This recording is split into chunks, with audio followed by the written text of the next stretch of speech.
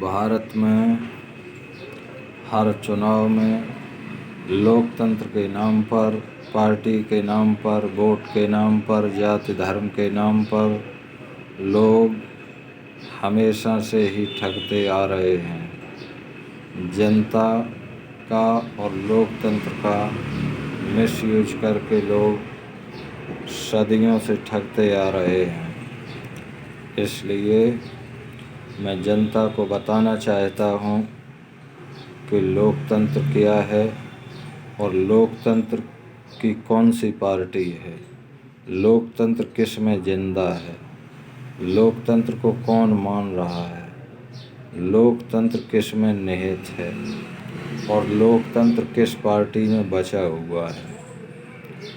तो दोस्तों, आज मैं आपको बताना चाहता हूँ कि हमारे देश में वैसे तो पार्टियाँ बहुत हैं, लेकिन फिर भी 5-6 पार्टियाँ हैं जो कि सिर्फ नेतृत्व में रहती हैं या जिनका वजूद पब्लिक में है, लेकिन इनके जो राष्ट्रीय अध्यक्ष हैं या जो इनकी प्रणाली है वो पारिवारिक आधारित है, जातिवादी आधारित है।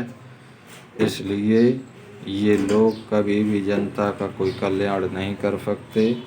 ये जनता के, ये जाति के नाम पर वोट ले सकते हैं, लेकिन उस वोट को लेकर के आपका कोई उद्धार नहीं कर सकते, क्योंकि इनका वोट सिर्फ उनकी पर्सनल उन्नति के लिए जाता है और उनकी जात वालों के लोग हमेशा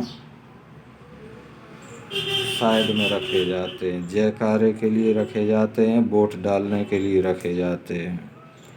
और कोई भी पार्टी हिंदुओं के लिए जो अगर बात करती है तो वो केवल भारतीय जनता पार्टी है, जिसमें लोकतंत्र भी जीवित है और जो हिंदुओं की भी बात करती है, जो सही लोकतांत्रिक पैमानों पर खरी उतरती है, जो हर सिस्टम से ठीक चल रही है, जिसमें भाई भतीजावाद, जात पात ये नहीं है। उसमें एक अध्यक्ष है, उसमें जो लोकतंत्र के नियम हैं उसके अनुरूप ही पार्टी चलती है। बाकी जो पार्टियां हैं उनमें आप देख रहे होंगे कि वो अपनी इच्छा से किसी को भी ले सकते हैं, कोई भी पद दे सकते हैं, किसी भी पद से हटा सकते हैं और उनके रिश्तेदार या उनके व्यवहारी या उनके जानने वाले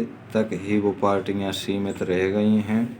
ये जो भारतीय जनता पार्टी है ये वास्तविक देश की सेवा कर रही है, इस चीज़ को हमें नहीं भूलना चाहिए। और भारतीय जनता पार्टी ने जो ऐतिहासिक फैसले लिए हैं वो किसी भी पार्टी ने अभी तक नहीं लिए हैं, चाहे धारा 370 हो, 35A हो, NRC हो, ट्रिपल तलाक हो, राम मंदिर का मुद्दा हो, ज्ञानवापी का मुद्दा हो, कोई भी मुद्दा हो जो बीजेपी में है वो दम किसी भी पार्टी में नहीं है, न वो लोगों के लिए कुछ कर सकते हैं।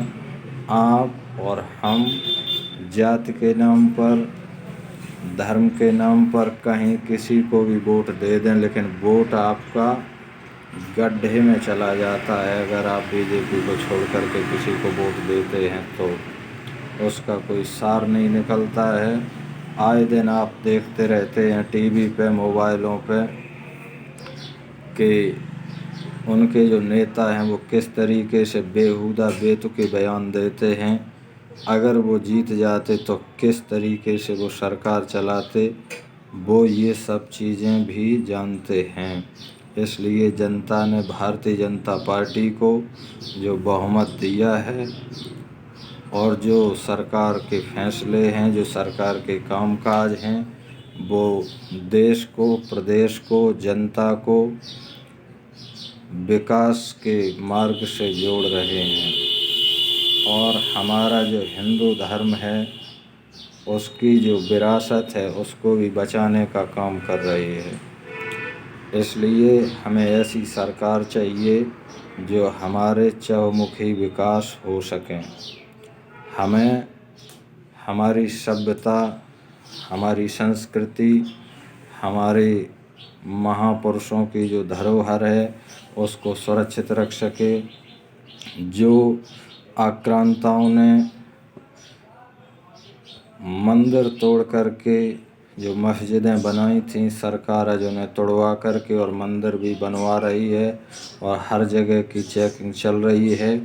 ऐसी सरकार कभी नहीं आ सकती है। इसलिए देशवासियों से अपील है कि कभी जब कोई गुंडा, बदमाश, मवाली किसी के ज़मीन पर, प्लॉट पर कब्जा कर लेता था तो क्या उन्हें न्याय मिल पाता था? वो चक्कर काटते काटते चले जाते थे लेकिन न्याय नहीं मिल पाता था। आज ऐसी सरकार है कि अवैध अतिक्रमण किया तो दूसरे दिन बुलडोज़र आ जाता है। क्या ऐसा कभी आपने देखा? आप काफ़ी समय से जीवित हैं, काफ़ी समय आप यहाँ रहे हैं, तो आप लोगों ने ऐसी सरकार कभी नहीं देखी होगी। और मैं पूर्ण विश्वास के साथ कहता हूँ, पूर्ण अनुभव और पूर्ण आत्मा के साथ कहता हूँ कि ऐसी सरकार कभी ना आई थी, ना आएगी और इसके अलावा दूसरी सरकार कुछ नहीं कर सकती है। इसलिए देशवासियों से मेरा अपील है कि इस देश के, इस पार्टी के, इस सरकार के हर फैसले का स्वागत करें। ये पार्टी अगर सत्ता में नहीं रहेगी तो आप किसी भी तरीके का कोई लाभ नहीं ले सकते हैं।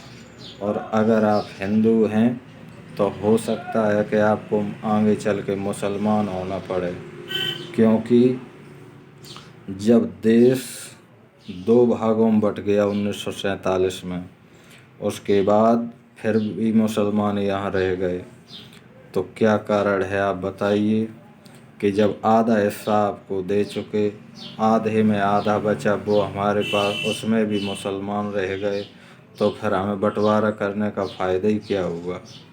इसलिए ये कहने को, बताने को तो बहुत चीज़ें हैं, लेकिन कोई भी पार्टी का राजनेता न इन चीज़ों को स्वीकार करेगा, न मानेगा, न किसी पर कोई असर पड़ेगा।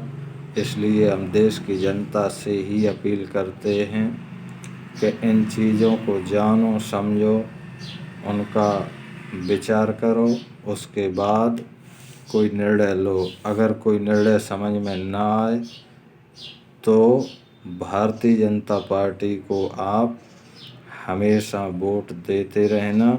यही देश का उद्धार करेगी, यही तुम्हारा उद्धार करेगी, यही देश का भविष्य है।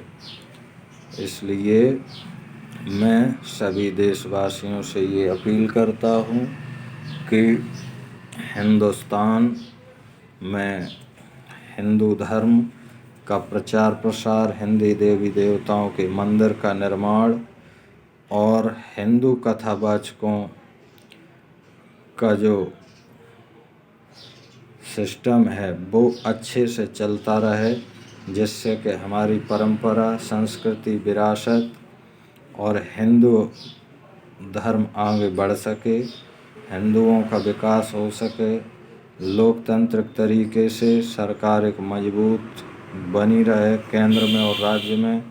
और हमेशा से ही अन्य सरकारें आती रहीं और जाती रहीं, लेकिन जो काम भारतीय जनता पार्टी ने किया है, मोदी जी और योगी जी ने किया है, वो किसी भी पार्टी ने, किसी भी सरकार ने अभी तक नहीं किया है। और न सभी पार्टियां मिलकर के कोई एक भी काम कर सकती हैं। जो मोदी जी ने फैसले लिए हैं वो सभी पार्टियां मिलकर के, सभी दल एक साथ होकर के, सभी लोग एक साथ होकर के भी एक भी काम को पूरा नहीं कर सकते।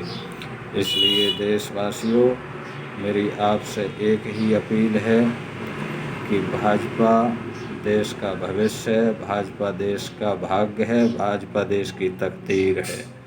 इस तकदीर को हमेशा मजबूत रखना और ये आपके भविष्य को, वर्तमान को और आपके देश को बहुत ऊंचाइयों तक ले जाएगी। इसी के साथ हम सभी देश के नौजवानों से ये अपील करते हैं कि एक बार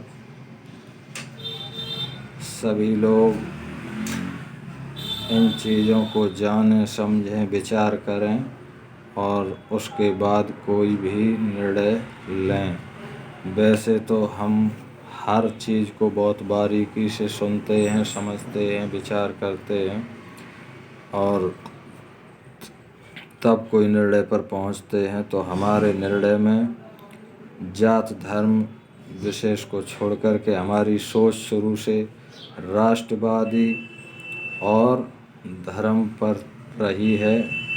हिंदूवादी हमारी सोच है, राष्ट्रवादी सोच है। इसलिए हम अपने अनुभव के लिए बताते हैं कि पर्सनल लाभ हो सकता है हमें न मिले, लेकिन सार्वजनिक लाभ भारतीय जनता पार्टी से बेहतर कोई भी पार्टी हमें कभी भी नहीं दे सकती है। इसलिए भाइयों, जो सबके हित का है वही मेरे हित का है। हमें ढूंढी गैया सैर नियारा नहीं करना है। इसलिए बीजेपी के साथ कंधे से कंधा मिला करके बीजेपी को और ऊंचाइयों तक, जिससे कि पूरे देश के कोने कोने में बीजेपी का परचम लहरा जाए, हर जगह भगवा ध्वज की पताका फहरे, जिससे कि पूरे देश में राम राज्य स्थापित हो सके। जय हिंद, जय भारत।